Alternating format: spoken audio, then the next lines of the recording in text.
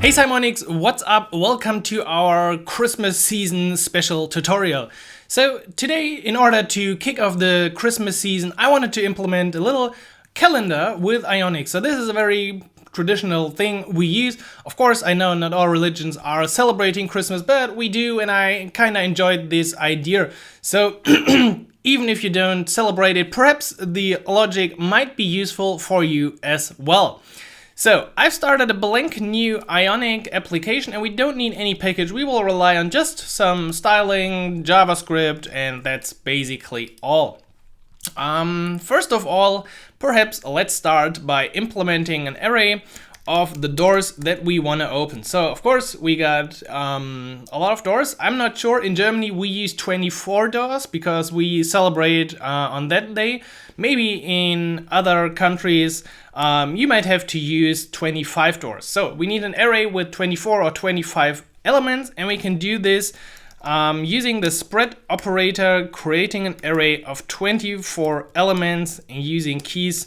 So a little bit complicated syntax that also requires one little change, because right now actually you wouldn't see any error, but once you build this application you will get a TypeScript error that the feature is not existing or something like this. So therefore you can go to your tsconfig file, and inside of the compiler options you can add the key down level iteration and set this one to true. So this will prevent any further errors with this little snippet here. So this means we got the days, and let's also check for the current date, which is of course just the date. We want to make sure that the user cannot open any door after the current date, so that's of course the logic, and he should be allowed to open all the other doors already. So what we need is we need a functionality to check or to actually open a door and display whatever you want. Most companies implement something like a little giveaway, a little information, just a little something every day to keep your users engaged. And then we also need a functionality to check if the current door is still closed. So this will be for the CSS class that is applied to a door. The other one, the real check for opening the door, will be in here. So we got 24 elements in here, and therefore let's move over to our home page. And in here we can create a simple ion grid. We will just make it in one big row and only iterate the columns. So that will distribute them, of course, across everything in there. So let door of doors, and then let's use a little paragraph in here, door plus 1, because of course the doors start at 0 and the first door for non-developers should be the number 1. Let's also assign a size of 4, so we want to have 3 doors per row, and this would now look like this. Okay, it's a start, I would say. Well, still a little bit to do. So first of all, let's wrap everything inside a bit of padding. So ion padding. Since Ionic, I think 5, we're only using these classes and not simply applying padding in here anymore. This is deprecated. For the row, we can also set the ion align items center, and that's it. And for the column, let's use ion text center for now. Let's see how this already affects our view. So looking already a bit cleaner and a bit more polished. Of course, we have no click events, and the doors really are not yet looking like a door. But we can change this. We can set the column to be tappable, and then it's leaving my view a bit. And on click, we want to open the door, which is the current door, and then we will check the index, of course.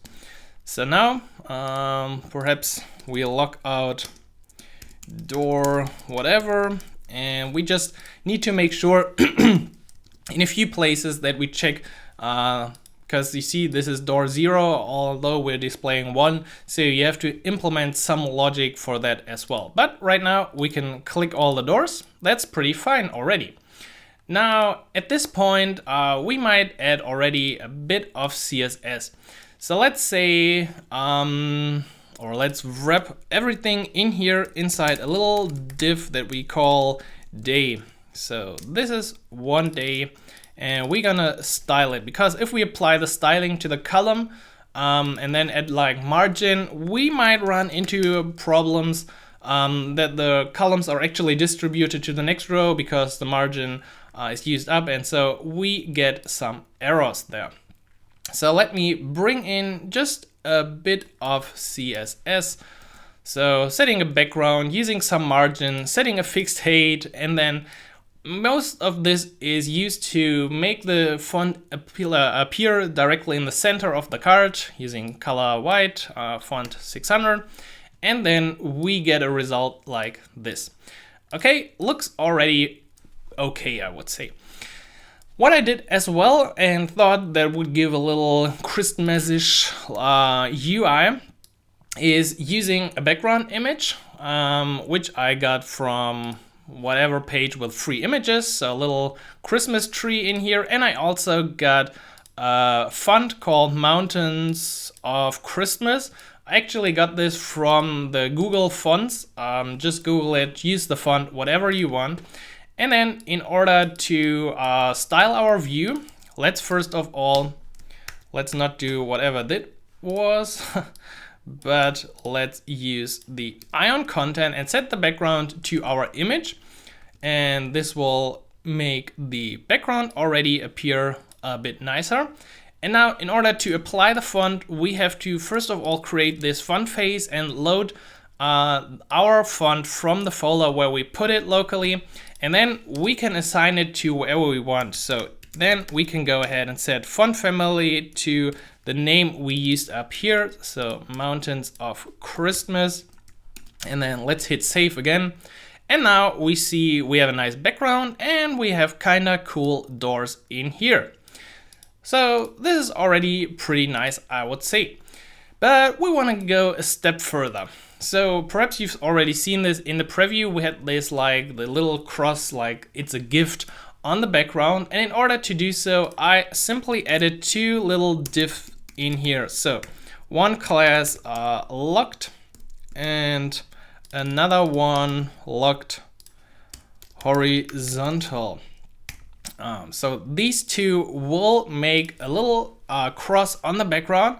And to do so, I will also get us some more CSS. So you see, a lot of this is really just about the CSS. So the first one with a height of the day already, really tiny width and making it in the center. And the other one, basically the same, but this time with 100% width. So if we now check the view, we will encounter a problem because it is above our font. And of course, we don't want to have this. So we can simply apply an additional styling for the paragraph in here and set the Z index to maybe a really tiny value because we just want to have it above the cross. And that is okay, I would say so far. So now we just have to apply another styling for the closed elements. And for the closed elements, let's just assume that we have a bit different background. Of course, you could also style this completely different, but for now, let's use just a little bit different background. And actually, I also applied in my code something for hovering over an element. Just because if you plan to deploy it on the browser as well or as a website, this might come in handy. So now if we go over them, they will also pop out a bit. And of course, popping out is pretty boring that way. So you should also set a little transition on the day class, and then the zoom effect will look like this. So I think we're getting close to a nice calendar. And now we just need to find out if the day is locked or not. And to do so, we go back to our HTML and back to the day class. And now we can use the ng class to apply conditional styling to an element. So we only want to apply the locked class to the day element if the door is still closed. And in here, we have to figure out if it is closed or not. So to figure this out, you need to have two checks in place. You need to check for the day and of course for the month. The problem with the month is that right now it is not yet December when I record this. And if you test this, it is most likely also not December. So perhaps you're a bit late for your app this year, but maybe next year. So the check for the day is pretty easy. You check the current date, get date. And if this is below day +1, so remember, if you don't add the +1, you get an error, then we can see the locked class in action. So going back to the view and recompiling, and then we see that almost everything is fine, and only these look completely destroyed, which is kind of right, because that is actually true that the locked class is applied in here, but for some reason the day class is kind of gone. That is strange. Oh, I think the class name was locked, right? Yeah. No, closed, of course.